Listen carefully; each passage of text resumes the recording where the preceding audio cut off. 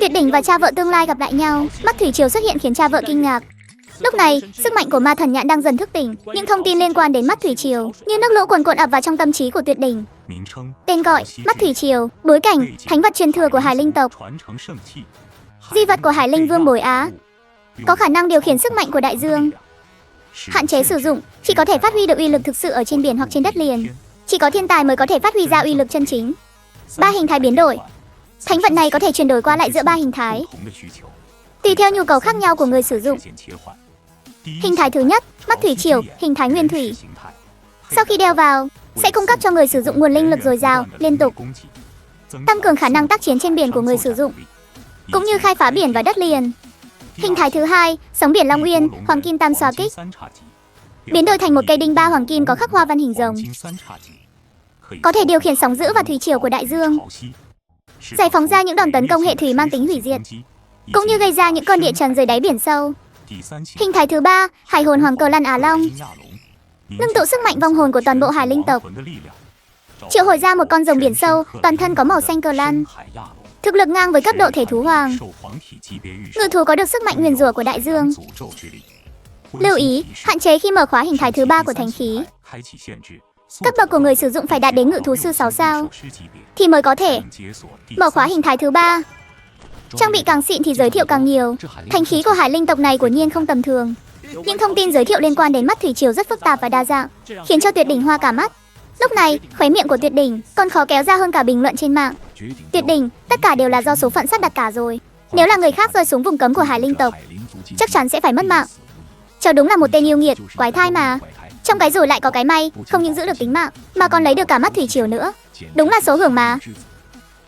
Lúc này, Mộ Dung Cảnh quan sát Tuyệt đỉnh từ trên xuống dưới. Cha vợ nhìn con rể, càng nhìn càng thấy thuận mắt. Đúng rồi, Tiểu Đình, cháu đã tìm thấy mắt thủy triều bằng cách nào vậy?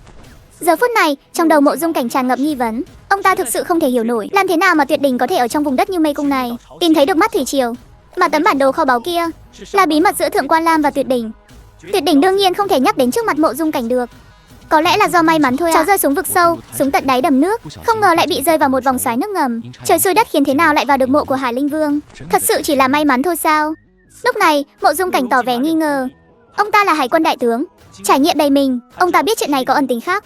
Thôi được rồi, những người trẻ tuổi các cháu đều có bí mật riêng của mình cả. Ta là người lớn tuổi, sẽ không hỏi nhiều nữa. Cảm ơn Mộ Dung thúc. Nhưng mà vấn đề tiếp theo đây, cháu nhất định phải trả lời ta. Mộ Dung thúc cứ hỏi đi à, cháu biết gì sẽ nói hết. Lúc này, Mộ Dung Cảnh lại ngẩng đầu lên quan sát xung quanh, nhìn những con hải ma thú đang lấy Tuyệt đỉnh làm thủ lĩnh mà bay vòng xung quanh. Những con hải hồn thú này là vong hồn của Hải Linh tộc, vì thù hận và đau thương vô tận mà biến dị thành những thể linh hồn. Chúng hung dữ, bạo lực, gặp phải người ngoại tộc sẽ tấn công không phân biệt. Cháu đã làm thế nào mà khiến chúng coi cháu là chủ? Và đã làm thế nào khiến chúng cam tâm tình nguyện dâng tặng mắt thủy triều? Câu hỏi của Mộ Dung Cảnh rất thẳng thắn, đi thẳng vào vấn đề. Về lý mà nói, hải hồn thú sẽ không chấp nhận một người ngoại tộc, cũng sẽ không để người khác trở thành tinh vương của chúng, chứ đừng nói đến việc dâng tặng mắt thủy triều cho Tuyệt đỉnh. Cháu đã cho chúng một lời hứa. Cháu đã hứa với chúng, một ngày nào đó sẽ chu diệt tuyệt vọng Chi Long Nít Hốc, để báo thù rửa hận cho Hải Linh tộc. Nghe những lời này, Mộ Dung Cảnh không khỏi dùng mình một cái. Tuyệt đỉnh, cháu thật sự là quá điên rồ rồi. Ngay cả một lời hứa hoang đường như vậy mà cũng dám nhận lời. Đồ Long hẳn là một chuyện thú vị. Cháu muốn thử một chút. Đó chính là Nít Hốc, là tổng soái của ma thú đó. Thực lực của hắn ngang ngửa với nữ đế đại nhân, không hề kém cạnh. Khi hắn còn ở thời kỳ đỉnh cao, chỉ cần khẽ phóng thích ra long lực là đã có thể hủy diệt cả nền văn minh của một đế quốc rồi. Bây giờ cháu lại nói với ta là cháu muốn đi Đồ Long, nghe có khác gì chuyện đội tuyển bóng đá quốc gia cách đây 300 năm có thể vào được Cúc không? Thật hoang đường. Mộ Dung thúc, bình tĩnh nào, đừng có nghiêm trọng hóa vấn đề như vậy chứ. Thằng nhóc này, Đồ Long là chuyện đại sự đó, sao ta có thể không nghiêm trọng hóa được chứ? Con người có một cái miệng, gặp người thì nói tiếng người, gặp ma thì nói tiếng ma. Huống hồ, cháu cũng chỉ là hứa miệng với chúng là sẽ đi Đồ Long thôi. Trước mắt cứ vẽ ra một cái bánh thật lớn đã, xây dựng văn hóa doanh nghiệp, khiến cho chúng một lòng một dạ đi theo cháu. Còn chuyện sau này thì để sau này rồi tính tiếp. Nói chung là ngài cứ yên tâm, nếu như cháu thật sự có gặp Nít Hốc, phản ứng đầu tiên chắc chắn sẽ là bỏ chạy. Tiểu tử nhà cháu đúng là một tên tư bản vạn ác mà. Tuổi còn nhỏ mà kỹ thuật vẽ bánh đã điêu luyện như vậy rồi. Hải hồn thú không hiểu được ngôn ngữ của loài người. Tuyệt đỉnh có thể to gan bàn chuyện mưu đồ với Mộ Dung Cảnh. Lúc này, Tuyệt đỉnh đột nhiên bắt đầu ho, sắc mặt tái nhợt.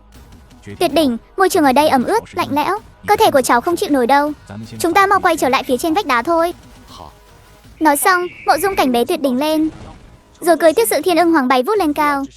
Trong quá trình bay lên, Tuyệt đỉnh nhìn xuống phía dưới, vùng cấm hải linh tộc đang dần trở nên mờ ảo, ánh mắt càng thêm kiên định.